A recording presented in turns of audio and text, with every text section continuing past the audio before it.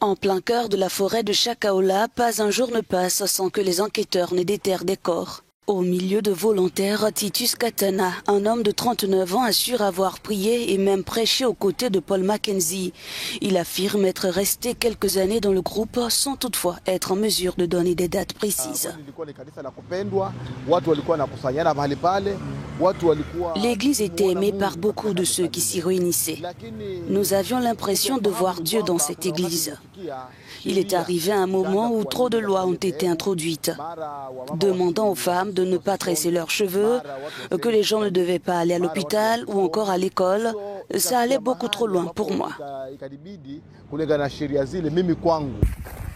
Titus Katana se rend tous les jours sur le site des recherches par solidarité. Plus d'une trentaine de fidèles retrouvés vivants errants dans la forêt refusent toute assistance offerte par les services de secours. D'autres continuent de fuir les sauveteurs voulant aller au bout du jeûne. Titus Katana se souvient en avoir côtoyé certains. Beaucoup de victimes sont des personnes que j'ai rencontrées et nous avions l'habitude de nous aider mutuellement. Mais elles sont mortes maintenant.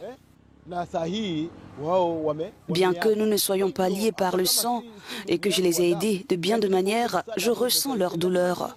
Aucun de mes proches n'a été touché et je suis donc ici par solidarité pour tenter d'obtenir justice pour les victimes. Un pasteur arrêté jeudi, Ezekiel Odero, aurait des liens avec Paul Mackenzie. Selon les autorités kenyanes, des assassinats étaient commis dans son église dans la ville de Malwindi et les corps enterrés dans la forêt de Chakaola. Il fait l'objet d'enquêtes, notamment d'accusations de meurtre, d'aide au suicide ou d'enlèvement.